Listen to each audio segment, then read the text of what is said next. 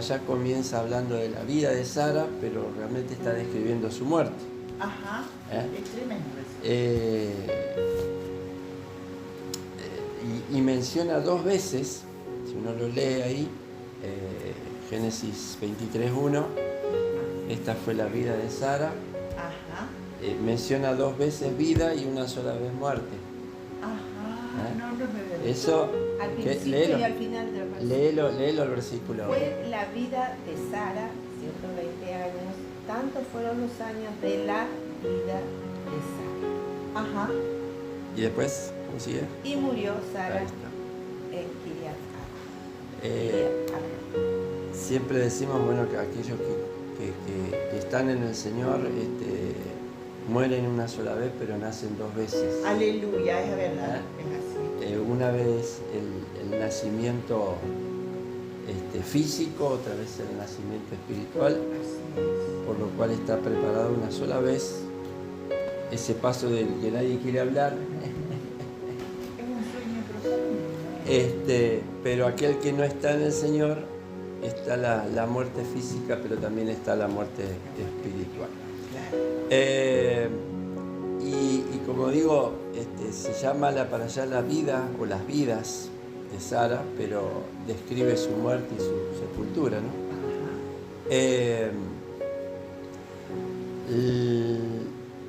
Sara, como habíamos visto, que era Saraí. Saraí es mi princesa y Sara es princesa, o señora. Fue la vida de Sara 127 años.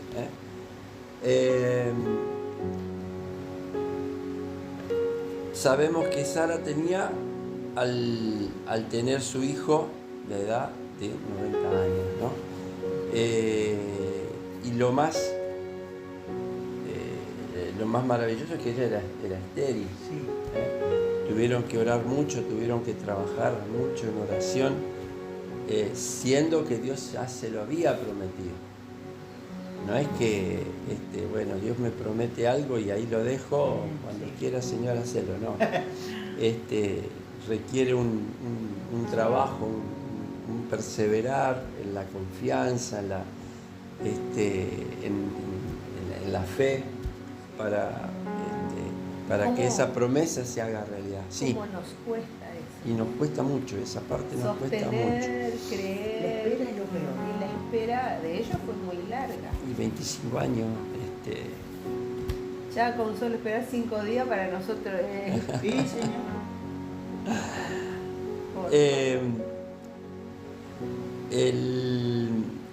El tema de los 127 años, Sara es la única mujer en la palabra que menciona la edad de su muerte. Menciona la edad de otros personajes, de Abraham, de Moisés, de varios, pero de las mujeres de la Biblia es la única que menciona la edad. Y la menciona de una manera que es una manera bíblica. Por ahí yo leí que era la única que ves que aparece de esa manera, pero cuando uno lee la muerte de Abraham, también lo menciona de la misma manera. 100 años, 20 años y 7 años. Ya vamos a ver un poquito eso, ¿no? Y leía también, es interesante, bueno, nos metemos un poquito en el tema del sod, de lo profundo, que es cuando leyendo las primeras, para allá, Lej Lejá y para acá, Abraham representa el alma, mientras que Sara representa el cuerpo.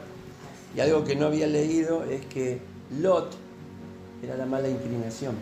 Sí, yo. Lot tiene que apartarse para que puedan avanzar el alma y el cuerpo.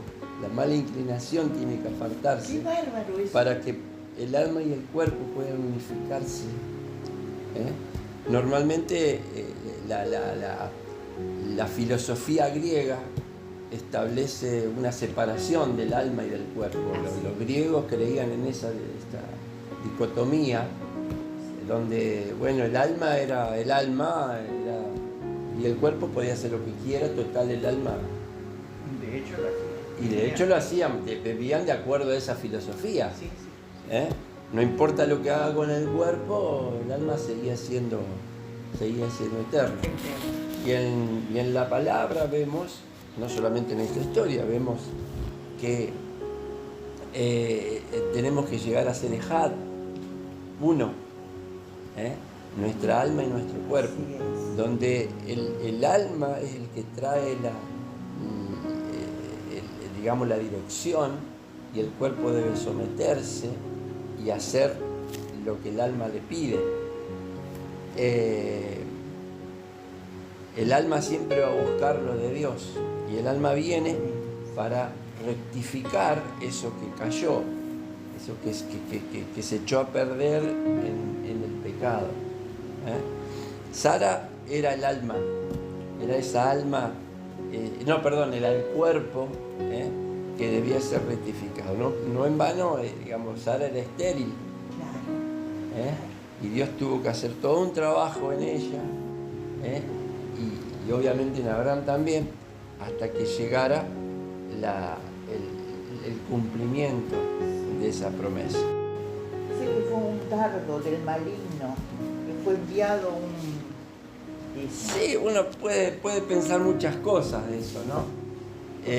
Otros dicen que Sara murió cuando se entera de que Abraham va a sacrificar a Isaac. Va a sacrificar. Cuando se entera del viaje, por qué había viajado Abraham con el hijo, se entera de que lo había ido a sacrificar y no sabe lo que pasa y por eso muere. Yo leí, pastor, de que venía alguien a anunciarle a ella: tu esposo mató a tu hijo. Claro, algo así. El Midrash dice que al enterarse del sacrificio va siguiendo a Abraham, y en Hebrón, a mitad del camino de Beersheba y Jerusalén, muere. Sara es la única mujer de la Biblia que se menciona su edad, muerte y sepulcro. En ninguna parte de la Biblia se nos dice que veamos a María como un ejemplo de mujer piadosa. 2 veces se nos dice que veamos a Sara. Vamos a leer 1 Pedro 3, 3 al 6.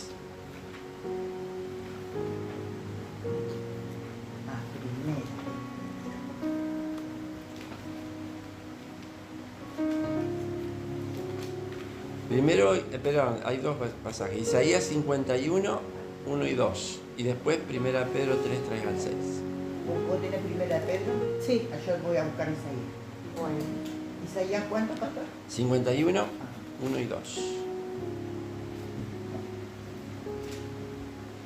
¿Cuál leemos primero? El de Isaías. Bueno, Isaías. 51, 1 y 2. Préstenme atención, ustedes que corren en pos de la justicia y buscan a Yahweh. Miren al monte de donde fueron cortados y a la cantera de donde fueron excavados. Miren a Abraham su padre y a Sara que los concibió, porque era uno solo cuando lo llamé, pero lo bendije y lo multipliqué. Ahí está. El profeta está diciendo de parte de Dios, miren de dónde vienen ustedes, y miren a Abraham y miren a Sara. Es decir, tomen ejemplo de Abraham y de Sara. Y 1 Pedro 3 al 6. 1 Pedro 3, 3 al 6. Dice: vuestro atavío no sea el externo de peinados ostentosos, de adornos de oro o de vestidos lujosos, sino el interno, el del corazón, en el incorruptible ornato de un espíritu afable y apacible, que es de grande estima delante de Dios. Porque así también se ataviaban en otros tiempos aquellas santas mujeres que esperaban en Dios, estando sujetas a sus maridos, como Sara obedecía a Abraham, llamándole Señor, de la cual vosotras habéis venido a ser hijas, si hacéis el bien sin temer ninguna amenaza. Pedro poniendo como ejemplo a las mujeres, poniéndole como ejemplo a Sara. Y lo que decíamos, ¿no? El alma, el cuerpo sujeto al alma. Ajá, claro. Tenemos que entender que toda expresión de lo terrenal tiene un significado espiritual. No nos quedemos, la mujer tiene que estar sujeta. No significa solamente, no se trata de eso. La palabra tiene una profundidad mucho mayor. Fue la vida de Sara entonces 100 años, 20 años y 7 años, así dice la forma textual. Estos fueron los años de la vida de Sara, y eso por supuesto también tiene un significado, ¿no? Es interesante, bueno, lo que dice, ya lo hemos mencionado quizás, pero se menciona 3 generalidades para resaltar las virtudes, sus virtudes, la pureza y belleza. La Torá nos dice que el fallecimiento de Sara era la vida de Sara. Ajá. El fallecimiento de Sara era la vida de Sara. Es una contradicción. Parece una contradicción, pero después le voy a compartir un versículo que estamos escuchando ayer. Porque vivió 100 años de pureza, sin pecado, limpia y pura, como si fuera de 20 años. Y a los 20 años conservaba la belleza interior, la pureza de una niña de 7. Tremendo. Digamos, aún con 100 años tenía esa belleza de los 20 y la pureza espiritual de una niña de 7. Sara murió luego de que Abraham e Isaac subieran al monte de Moriah. El Targum menciona que al bajar la encontró muerta. ¿Cómo entender que Génesis 23:1 habla de la muerte y la para allá habla de la vida? Eso muestra que no hay una gran división entre la vida y la muerte, que están estrechamente ligadas. Se menciona, bueno, lo que hablábamos recién de la condición de Sara. Algo bueno, el versículo que quería compartirle es, mejor dice capítulo 7 de Eclesiastés 7:1, dice, mejor es el buen nombre que el buen ungüento, mejor es el día de la muerte que el día del nacimiento. ¿Para qué tiene que ver, chacho? Ayer estábamos escuchando algo que la verdad que te abre un poco los ojos en cuanto al hebreo y en cuanto a la interpretación, ¿no? Eclesiastés 7:1. Nombre es Shem. Shem, nombre, sí. Y ungüento, aceite, es Shemen o Shemen. ¿Cómo el Shemen? No, nada que ver. Ungüento. Ya tienen relación el nombre con el aceite. Pero después dice, mejor es el día de la muerte que el día del nacimiento. Hay otra versión, fíjate ahí, Eclesiastés 7:1, como dice. Acá es lo que vos leíste, mejor es la buena fama. Ahí está. Acá dice el buen nombre. Ajá, acá también. Que el buen ungüento, y mejor el día de la muerte que el día del nacimiento. Nombre tiene que ver con nombre tiene que ver, en la Biblia, un nombre no es solamente un nombre como para nosotros. Un nombre tiene que ver con el carácter, el temperamento, la característica, la obra. O sea, por eso de ahí dice una buena fama. Entonces, la Biblia en este sentido, cuando uno nace, ¿está bien? Es un acontecimiento alegre para los padres, pero la persona realmente no hizo nada para nacer. De ahí en más, empieza a crecer y de acuerdo a su obra va a ser su nombre, su fama. Y la comparación con el aceite, ¿por qué? Cuando uno nace, digamos, la vida del hombre, sea 80, 90, 120, está destinada a morir, es algo pasajero. Totalmente. El aceite, una mancha de aceite, por más que a veces la grasa del aceite no sale muy fácilmente, en algún momento desaparece. Es algo temporal. ¿Eh? Pero lo que queda, el legado espiritual, eso es permanente.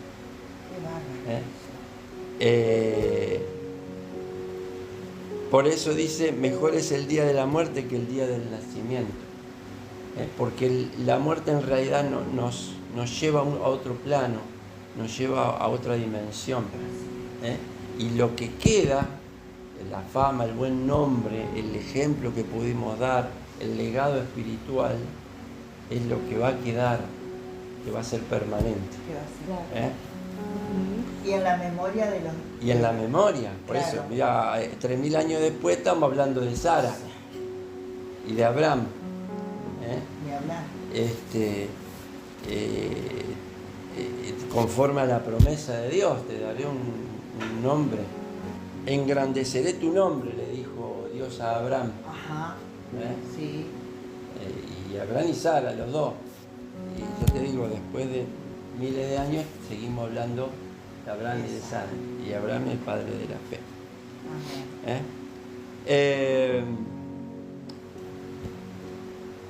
La gloria de la Shekinah mora en Sara, dice el título aquí. Abraham y Sara eran viejos, de edad avanzada, y Sara le había cesado la costumbre de las mujeres. Se rió pues Sara entre sí diciendo, después que he envejecido tendré deleite, siendo también mi señor ya viejo. Una mujer de 90 años, una anciana, o sea, cuando vemos cómo puede ser que una mujer tan grande, Abimelech la ve hermosa.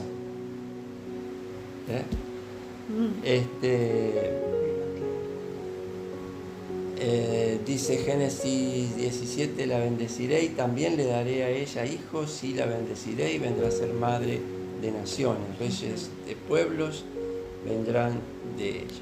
Sara volvió a ser joven con 90 años y no alteró su naturaleza. Su cuerpo volvió a ser radiante. Lo que Dios hizo tanto en Sara como en Abraham es alterar la naturaleza. No es que los rejuveneció en el sentido que tenían menos años. Seguían teniendo 90 años y 100 años. Hablando un poquito de las características de Sara, bueno, esto la para allá que compartió Ada, estaba la fe inquebrantable en Dios. Sara confió en las promesas, no sin a veces dudar. La duda es algo muy, muy humano, porque hasta cuando, en el momento que Dios le anuncia, se ríe, es una risa de incredulidad. Pero a pesar de todo, Sara creyó. La paciencia y la perseverancia, a pesar de los años de espera. El compañerismo. Sara apoyó a Abraham en su camino de fe, enfrentando juntos desafíos, incertidumbres. Transformación y redención. Sara se rió con incredulidad, pero su duda se convirtió en alegría por el nacimiento de Isaac. Le puso Isaac, que significa risa. Pero al principio fue una estigma. ¿En qué sentido? Era juzgada. Sí. Bueno, toda mujer estéril en el contexto de la Biblia era juzgada. Sí. Era una vergüenza ser estéril. Obediencia a Dios. Sara cumplió su papel en la realización del plan de Dios. Y legado de la fe, lo que leíamos recién, ¿no es cierto? La vida de Sara inspira confianza en Dios y en el cumplimiento de las promesas. Me gustó lo de ser víctima o victimizarse. La vida de Sara estuvo llena de desafíos. El tema es cómo enfrentamos esas pruebas, como víctima o victimizándose. Es como responde, o sea, pobre de mí. Claro. Lo que me tocó. Estamos todos sujetos a ser víctimas en algún momento de nuestra vida y en alguna instancia sufriremos alguna aflicción. Pero eso no significa que tengamos que victimizarnos. A veces somos víctimas de algo, pero Sara no se victimizó, no vivió amargada toda su vida porque no podía tener hijos, porque no. Dice, en alguna instancia sufriremos alguna aflicción, calamidad o abuso provocado por circunstancias, personas, instituciones sobre las cuales tenemos poco o ningún control. La vida es así, eso es ser víctima, viene de afuera. Ser víctima viene de afuera. Victimizarse viene de adentro. Un poco es, digamos, cómo reaccionamos cuando nos pasa algo. La moneda es un término para eso, un término que está en la pedagogía, claro, en la psicopedagogía. Claro. ¿Cómo es que le dice ella? O sea, que no tenga lástima de sí misma. Sí, la poca autoestima. Autocomiseración. Autoestima o autocomiseración. Autocomiseración. El dolor que a veces uno siente es normal cuando viene algo de afuera. Sí. Ahora, lo que sucede después depende de nosotros. Claro. Podemos quedarnos en ese dolor o superarlo. Sí, claro. Pasó lo que pasó, sigamos. El mayor ejemplo de eso es el pueblo judío, sin lugar a dudas. Sí. Pero sin ¿por lugar qué a dudas. puede obrar el Señor? Porque ellos no se quedan en la angustia o la tristeza, porque no puede obrar el Señor. No, pero es parte de su idiosincrasia. Sí. 6 millones de asesinados en la Segunda Guerra Mundial y ellos salen adelante y forman un país, forman una nación, un Estado. El tema es cuando sucede algo, quedarnos en la amargura por lo que sucedió, y hay gente que vive amargada toda su vida por algo que sucedió hace 40 años y no sale de ahí y sigue en el mismo rencor, en la misma angustia, en la misma raíz y no abandona, no suelta eso, por eso no avanza. Entonces esa superación, resiliencia le dicen ahora, de Sara, en simplemente no quedarse en que, bueno, soy estéril, aunque Dios me prometió, pero yo soy estéril, entonces no, y seguir con lo mismo. Claro. Buscar esa superación, confiando, por supuesto, confiando en las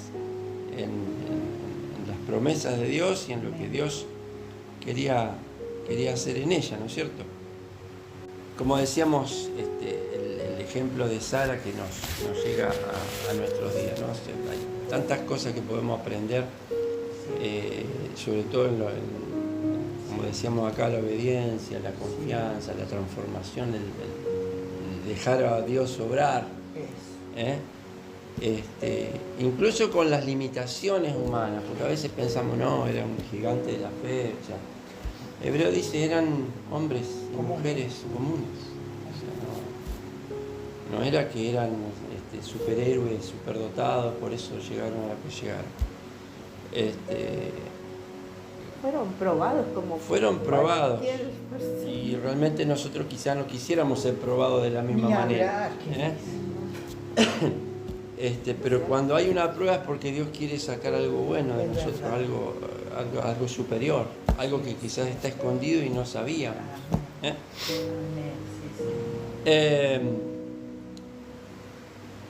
Génesis, versículo 3. Seguimos en el 23.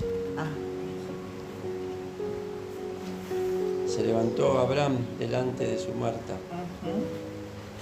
Una cuestión es que Abraham dice que fue a llorar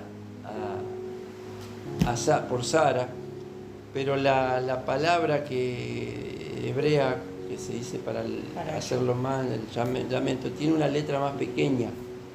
Está escrita de una manera muy particular, donde ahí la última letra es como que viene un tamaño de letra y es más pequeñita. Y eso desde manuscritos desde hace Sí, miles de años. miles de años. Y tiene un mensaje, hay 2 o 3 veces que se repite una situación así en la Biblia, en la Torá, como que Abraham sí lamentó la muerte de Sara, pero no se angustió, digamos, fue moderado. No fue como a veces vemos en algunos velorios que lloran y se desesperan y se desmayan. No, Abraham lloró o lamentó la pérdida, pero con una esperanza. Amén. Amén. Él ya sabía, o sea, Abraham dice en Hebreos que cuando él fue a sacrificar a Abraham sabía que Dios se lo devolvía porque creía en la resurrección, creía en algo sobrenatural, y lo mismo creía por Sara. Amén. Por eso lamentó, hizo su duelo, pero con una esperanza, no como los que no tienen esperanza, Así dice es, Pablo. Así es. Hablando de la resurrección, ¿no es cierto? Eso sería resignación. No es resignación, es esperanza. Ajá, es otra palabra, no entra dentro. Resignación es decir, bueno, ya no hay más, no se puede hacer más nada, ya está todo, ya no. Claro. Eso es resignación. No hablamos de resignación, hablamos de un dolor pero con esperanza. Así. Si querés podemos leer la palabra de Pablo en 1 Tesalonicenses 4:13. Tampoco, hermanos, queremos que ignoréis acerca de los que duermen, para que no os entristezcáis como los otros que no tienen esperanza. Claro. Ahí está. Claro. 4:13. Primera de Tesalonicenses 4:13. Pablo está diciendo, no se entristezcan como los que no tienen esperanza. Porque nosotros tenemos esa esperanza. Así Abraham es. tenía esa esperanza. Tenía esa convicción, esa fe, Amén. de que la muerte no era el final, no es el final. Y eso que no había visto a Yeshua. Bueno, sí. En alguna forma lo vio. Sí, lo vio. Yeshua mismo lo dice, Abraham vio mi día. ¿Cómo es eso? Uno no entiende, ¿no? Pero obviamente Abraham tuvo esa revelación de parte de Dios. Cuando dice, esto también es un misterio, pero cuando dice que Dios lo sacó fuera de la tienda y le mostró las estrellas, la forma que está construida esa oración, los verbos, dan a entender que Abraham está mirando las estrellas, pero desde una posición elevada. O sea, como que está mirando así para abajo. Desde arriba de Desde la arriba. ¿Te imaginas lo que es? O sea, no solamente que lo sacó afuera de la carpa donde vivía, sino que lo sacó afuera, lo sacó. Por eso dice Jesús, Abraham vio mi día y se gozó. Claro. Yo me imagino ¿Qué nivel? el nivel de Abraham, pero la alegría que le habrá dado saber lo que Dios le estaba mostrando y lo que le estaba prometiendo, lo que era a partir de su vida y la de Sara, lo que él iba a hacer. Por algo Jesús dice eso. Abraham vio mi día. Claro. Entonces, Pablo luego dice, no se entristezcan como los otros que no tienen esperanza. Abraham confiaba en esa resurrección. Amén. Por eso no, si bien hizo el duelo, hizo el sepulcro, todo eso, pero lleno de esa esperanza. ¿Querés que leamos ese párrafo?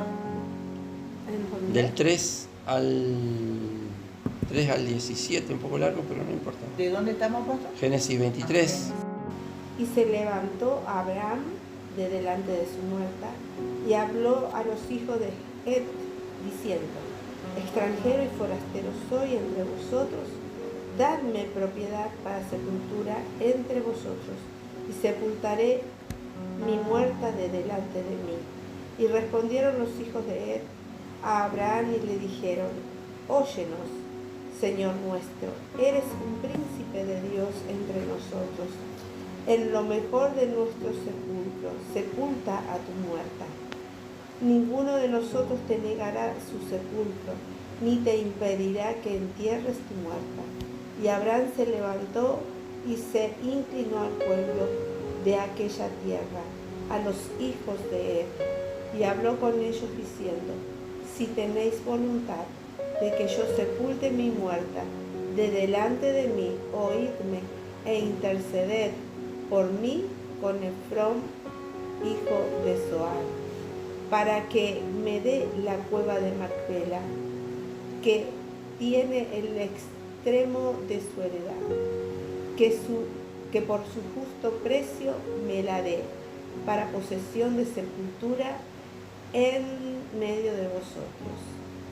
Este Efrón estaba entre los hijos de Ed.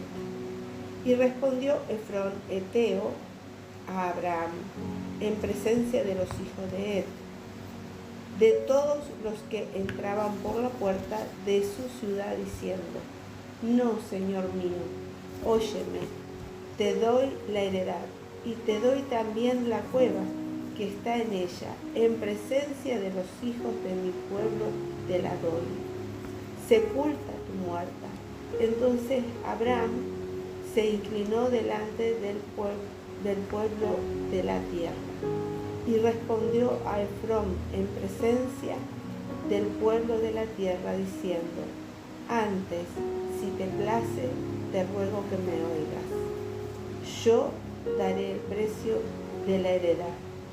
Tómalo de mí y sepultaré en ella mi muerta. Respondió Efrón a Abraham diciendo: Señor mío, escúchame. La tierra vale 400 siclos de plata. ¿Qué es esto entre tú y yo? Entierra, pues, tu muerta. Entonces Abraham se convino con Efrón y pesó Abraham a Efrón el dinero que dijo en presencia de los hijos de Ed, 400 siclos de plata, de buena ley entre mercaderes. Y quedó la heredad de Efrón, que estaba en Macpela, al oriente de Mamre, la heredad con la cueva que estaba en ella y todos los árboles que había en la heredad y en todo su contorno. Ahí está. Una historia que vale la pena analizarla un poco, ¿no? Dios ya le había dicho: mira, al norte, al sur, al este, al oeste, todo te lo doy. Te lo doy. Es tuyo. Pero había otra gente ahí. Abraham podría haber dicho: bueno, tomo esa tierra porque Dios ya me la dio y listo. Un argentino hubiese hecho eso. Pero la humildad de Abraham de decir: bueno, ir a hablar con esa gente, los eteos, los hijos de Et, y pedirle un lugar. Y no le pide cualquier lugar, le pide ese lugar, precisamente la cueva de Macpela. Bien diplomático, Abraham. Sí. Abraham obviamente era considerado una persona de honor, una persona respetable por la forma en que los hijos de Ed le hablan. Lo consideraban. No es que los tratan con desprecio, no, lo tratan como realmente a un señor, a alguien de mucha importancia. Y al principio le quieren, bueno, a tomar esa tierra, tomar la cueva, hacer lo que vos quieras. Sí. Pero Abraham, que como decimos tenía visión, decide que no la quiere gratis, la quiere comprar, quiere tener el título de propiedad de ese lugar. Saben que cuando, esto me viene a la mente ahora, ¿no? Cuando mucho antes de que se establezca el Estado de Israel, un señor llamado Rothschild, multimillonario, que compró tierras en lo que en ese momento era considerado Palestina, Ajá. pero compró tierras y es donde, digamos, tierra que los beduinos le vendieron Chaucha. por chaucha, pero digamos, podría haber dicho todo esto pertenece al pueblo de Israel y no comprar nada, pero él la compró. Es donde ahora está la ciudad de Tel Aviv y gran parte del territorio que el tipo compró. Ajá. Rothschild fue un poco el fundador del sionismo, Wow. donde puso dinero para comprar esas tierras, no solamente, o sea, siendo que podía decir, bueno, es propiedad del pueblo de Israel, él la compró. Un poco lo que hizo Abraham, ¿no es cierto? Acá Abraham está comprando un campo con una sepultura, con el fin de sepultar. Y Abraham no la quiere gratis. El punto de todo esto es eso. No quiere algo gratis. Como David, no daré nada a mi Dios que no me pueda. Parecido a lo de David, parecido. Y cuando Efrón escucha que Abraham se lo quiere pagar, le exagera el precio. Le exagera, pero 10 veces más de lo que valdría seguramente ese campo, esa propiedad. No sé, como para decir, mirá, vale 400, pero yo te la estoy regalando. Tome los 400. Tome los 400, le dijo Abraham. Porque él quería justamente tener esa propiedad, porque sabía que en el futuro los heteos iban a reclamar. Y pasó.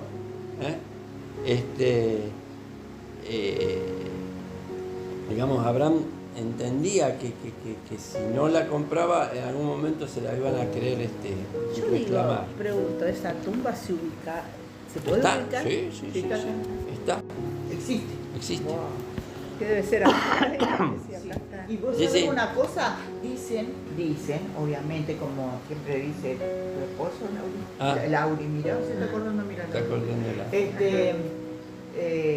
Que ahí en la cueva de Macpela dice que hay como un portal dimensional con lo que fue el jardín del Edén. Mira, sí, eso algo dice acá, de eso.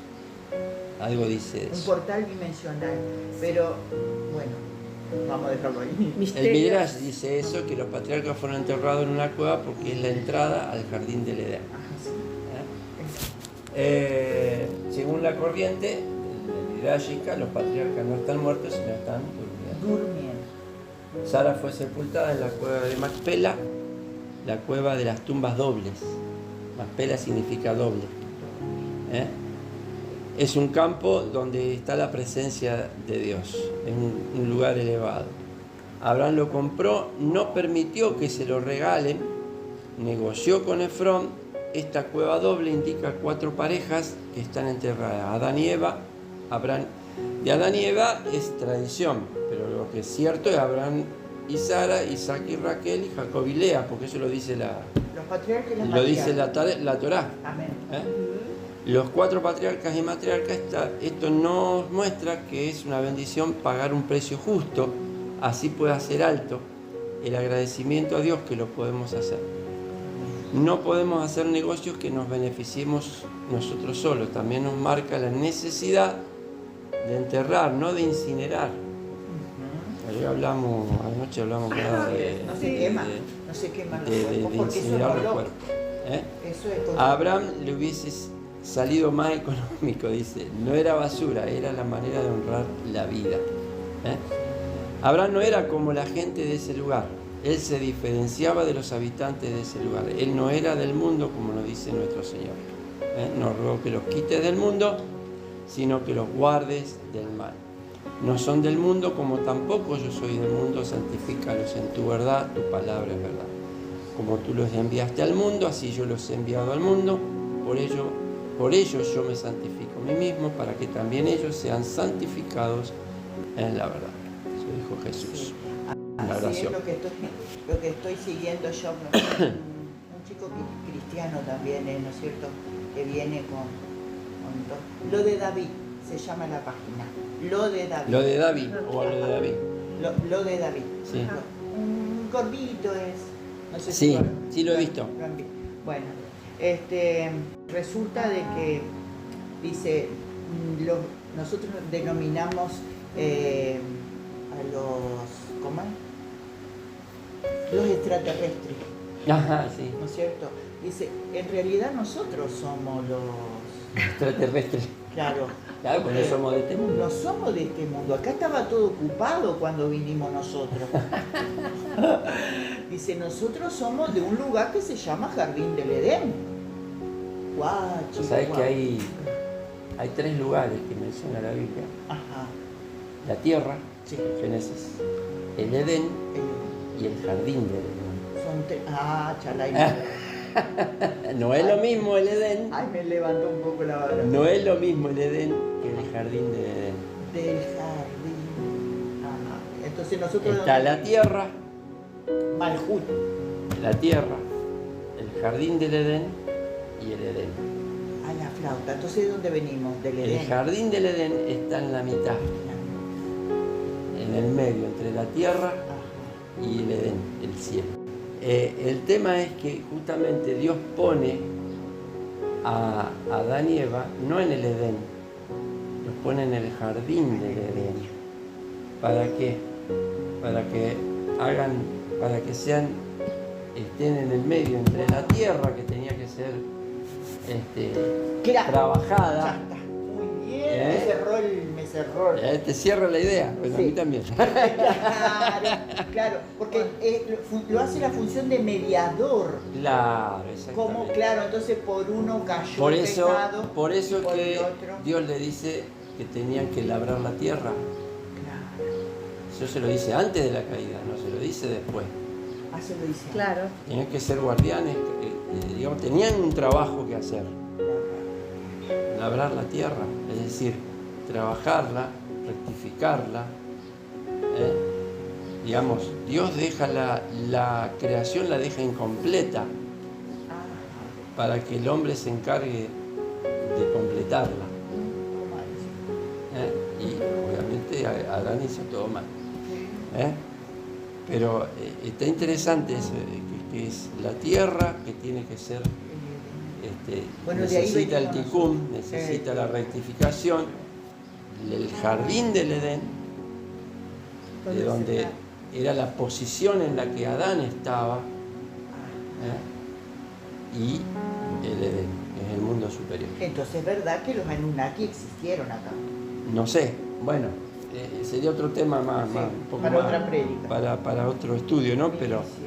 Pero Diría, digamos, esa explicación a mí me cerró. Sí, a mí A mí también. me cerró. A mí también. Porque dice porque- que por uno cayó el pecado y por el otro el Señor. Claro, el único mediador que ahora tenemos es Jesucristo hombre. Jesucristo. Claro. Exactamente. Claro. Otro capítulo sería ver el tema de Isaac, ¿no es cierto? Cuando Abraham envía a su siervo para que busque esposa, Ajá. y no quiere esposa de la tierra donde vivía porque sabía lo que era el ambiente. Entonces, si bien el lugar de donde él salió no era mucho mejor, pero era, digamos, parte de su parentela, Así es. entonces lo envía allá a buscar esposa para Isaac.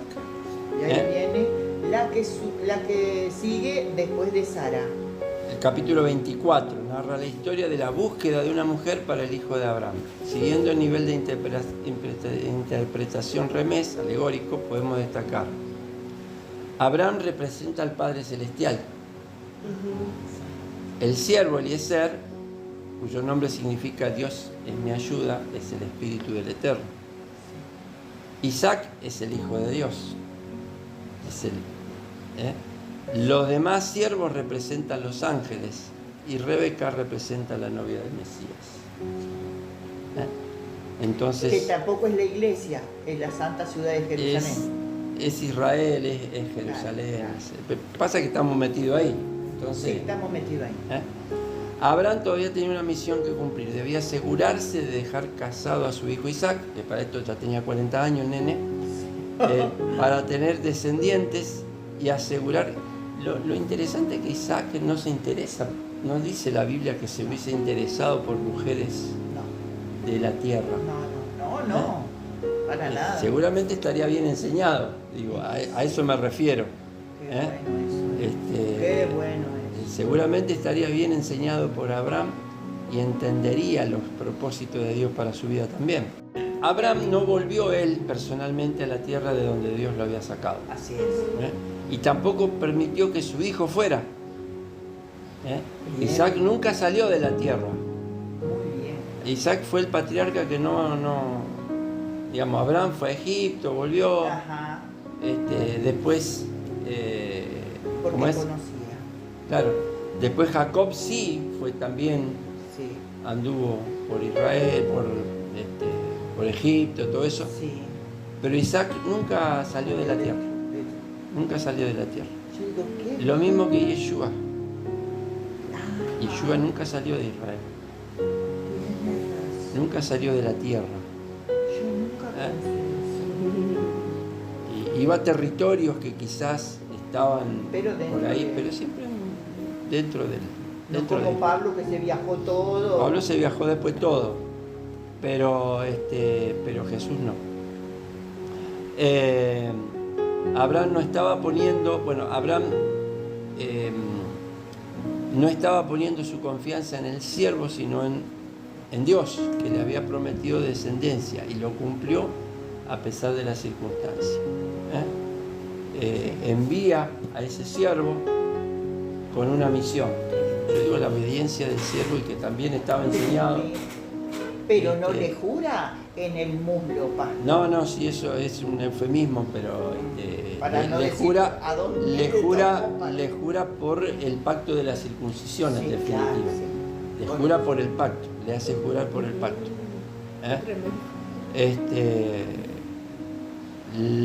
El siervo estaba dispuesto a hacer todo lo humanamente posible, Qué fiel.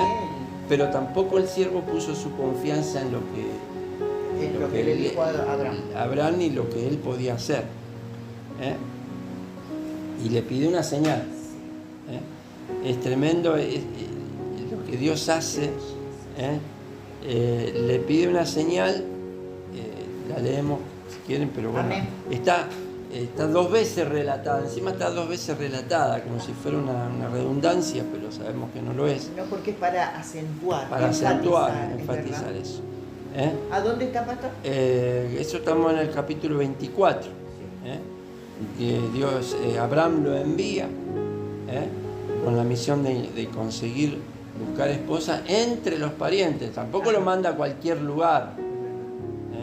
Lo manda a conseguir esposa entre los parientes de Abraham.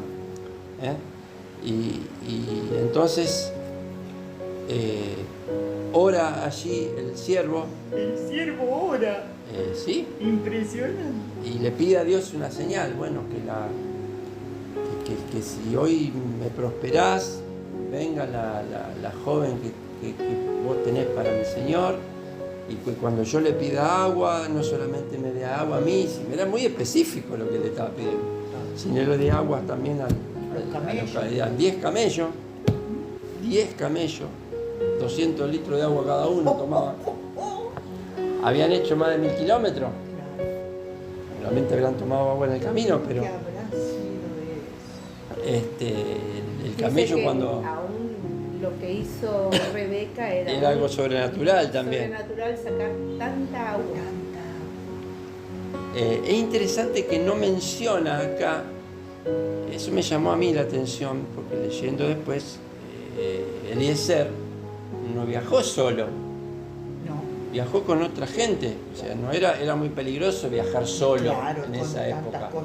Era toda una caravana que iban otra gente, otros siervos de Abraham. Pero no los menciona acá, no los menciona. Irrelevante. Después sí lo menciona más adelante, cuando la familia de Rebeca lo recibe, lo atiende, le da de comer, todo eso. La familia era una para que... Y ahí sí menciona a los hombres que iban con Eliezer. Claro. Pero Ese Nacor. de la ciudad de Nahor. La señal que el siervo le pidió no era una señal fortuita, lo hizo porque él estaba buscando una joven que pudiera acoplarse a la familia de Abraham. Y una de las virtudes que caracterizaba a Abraham, ¿cuál era? La hospitalidad, La oficina. la generosidad. Por ahí cantaba Abraham. Abraham era generoso y era hospitalario. Él acostumbraba, cuando vemos el episodio de los que reciben los ángeles, que no sabía que eran ángeles, Claro. pero Sí. los recibe, los atiende, les da de comer. Después se da cuenta que son ángeles, pero en principio él no lo sabía. Y el siervo de Eliezer, conociendo a Abraham, dice, la mujer para el hijo de Abraham tiene que ser así. Sí, igual. Y esta joven viene, le ofrece agua, le da agua y le dice, bueno, también para tus camellos. Y saca agua para los camellos. Así que 200 litros por cada camello. El camello puede almacenar 200 litros de agua. Los recipientes que se usaban en la época contenían 10 litros, lo sumo. Claro. Todo un día sacando agua. Y estuvo todo el día sacando agua. En el caso de los 10 camellos estaban vacíos, necesitarían 2000 litros de agua necesitaban. En camello nomás. En camello. Eso significa que Rebeca tuvo que recorrer 200 veces entre el pozo y el abrevadero, incluso si los camellos estaban a la mitad o a 3/4 de su capacidad. Siendo generoso con los camellos, ¿viste? Esa actitud de amor incondicional a un extranjero que ni lo conocía, Sí. le capacitó para ser la esposa de Isaac. Ya le basta. Bueno, la respuesta es Pero Qué triste. fíjate que Eliezer no se queda con eso. No. Iba por más. Después le pregunta, ¿cómo te llamas? ¿Quién es tu papá? Cuando le dice quién es ella y quién es su familia, ahí Eliezer se arrodilla y empieza a adorar al Señor, porque ahí entiende. No por los 200 litros de agua. No, cuando le dice quién es. Porque si le hubiese dicho, no, yo soy una egipcia que vino el otro día. No era. Le tenía que ser pariente. Rebeca estaba mostrando amor al pueblo de los circuncidados, puesto que todos los siervos de Abraham estaban dentro del pacto de circuncisión. Ese es otro punto de vista también.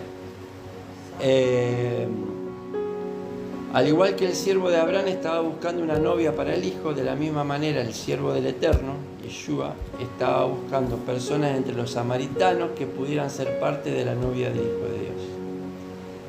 Porque fue a Samaria y se quedó allí 2 días. Sí, señor. No estuvo de vacaciones. Yahshua, dice usted. Jesús. Son los 2 años que tenemos nosotros. Claro. Acá. Pero Jesús, ¿qué estaba buscando en Samaria? ¿Qué está? Hijos de la promesa. Así es. Estaba buscando a los hijos de la promesa. El Hijo de Dios estaba buscando personas entre los samaritanos que pudieran ser parte de la novia del Hijo de Dios.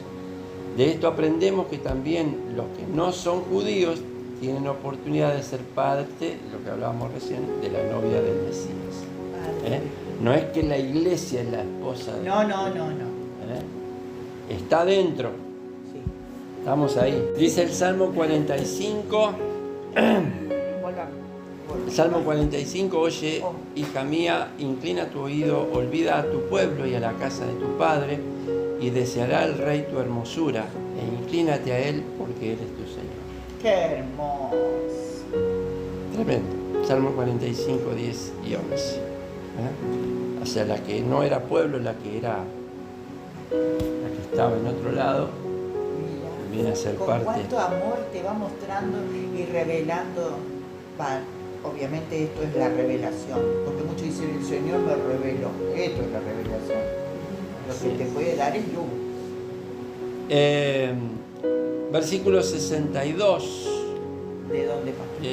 Seguimos en Génesis 24, me parece. Sí, A 62. es largo, el capítulo es largo por el doble relato de la experiencia de Eliezer, ¿no? Ajá.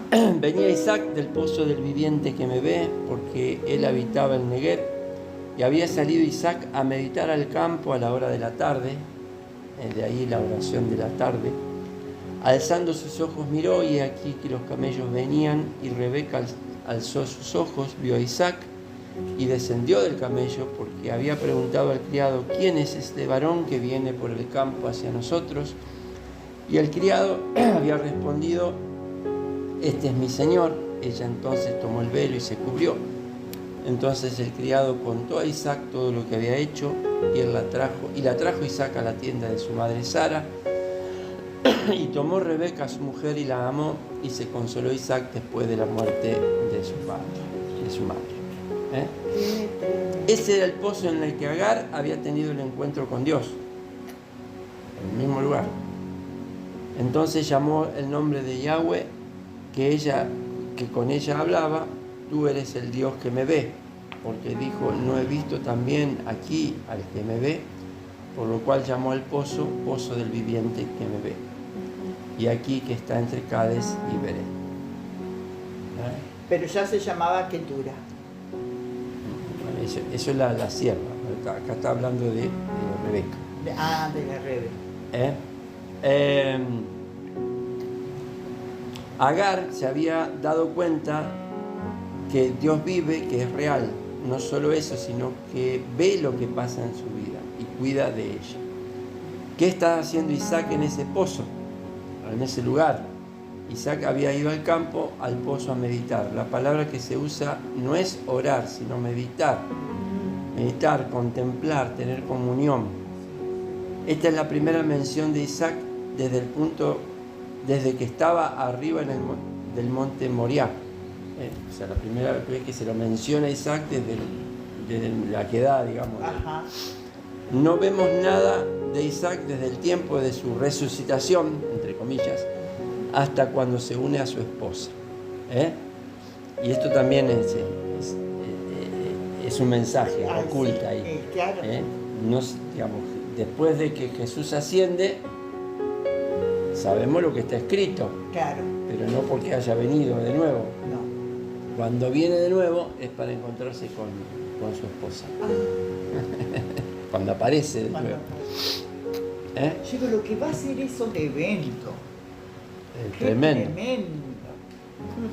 En todo esto vemos la reunión de Isaac y Rebeca como una imagen remarcable de la reunión de Cristo y la iglesia con su esposa. Un padre desea una novia para su hijo. Un hijo se tenía por muerto y se levanta de entre los muertos. Un sirviente es enviado para conseguir una esposa para el hijo. El nombre del sirviente realmente es Eliezer, que significa, lo que dijimos recién, Dios es mi ayudador. La novia hermosa es conocida, escogida y llamada. Recordamos que Rebeca va por su propia voluntad. Sí. No es que el padre dice: bueno, vos te vas. Claro. No dejan toda esta riqueza que está hoy. Sí. No. Le pregunta, el padre le pregunta: ¿vas a ir? Ajá. Y Rebeca por su propia voluntad va. Sí. Como La que novia no fue sometida ni No. obligada. No. La novia hermosa es conocida, escogida y llamada, y después la llenó de regalos. Ella está puesta a cargo del sirviente hasta que ella conoce hasta que conoce a su esposo, debe ser que está mal escrito. La manera en que Isaac y Rebeca vinieron el uno al otro también nos instruye. Ninguno de los dos estaba en un noviazgo o cosa semejante. No estaban comprometidos. No estaban comprometidos, no andaban buscando cosas. Ellos estaban sirviendo a Dios y buscándolo. Isaac estaba meditando en el campo y Dios los juntó. Ellos obviamente estaban más preocupados por la voluntad de Dios que con los pensamientos modernos del romance. Este es un mensaje para jóvenes también. Sí, muy lindo. Resumiendo los cuadros de Isaac, Rebeca, Jesús y la iglesia. Escogida para el matrimonio antes de que ellas mismas lo supieran. Efesios 1, 3 al 4, no lo vamos a leer. Necesarias para el logro del propósito del Eterno. Efesios 3, 10 al 11. Destinadas para compartir en la gloria del Hijo. Todo esto es Rebeca y es la iglesia. La iglesia. Santo. Destinada para compartir la gloria del Hijo. Juan 17, 22 al 23. Conocieron al Hijo por medio de su representante, su siervo, El su cielo. espíritu. Deben dejarlo todo con gozo para estar con el Hijo. Son amadas y cuidadas por el Hijo. Así Isaac y Jesús, Yeshua, eran prometidos antes de su llegada. Isaac y Yeshua. Llegaron al tiempo indicado. Fueron concebidos y nacidos milagrosamente. es. Wow. Tanto Isaac como Yeshua. Sí, tal cual. Fueron dados un nombre especial antes de nacer, Así es. ofrecidos en sacrificio por sus padres, ¿Cuánto paralelismo? llevados de entre los levantados de entre los muertos, Ya lo creo. levantados de entre los muertos, prepararon un lugar para sus novias, Ay, sí. tienen un ministerio de oración mientras llegaba su novia. Entonces Isaac la trajo a la tienda de su madre Sara. El texto hebreo omite la palabra de, lo que hace que el texto realmente diga la trajo a la tienda era su madre Sara. Así que para Isaac, Rebeca fue un sustituto de su madre y por medio de ella pudo ser consolado. También indica que Rebeca llegó a tener el mismo nivel de espiritualidad Así es. que su suegra había tenido. ¿Y cuál es la madre? Gálatas 4:26.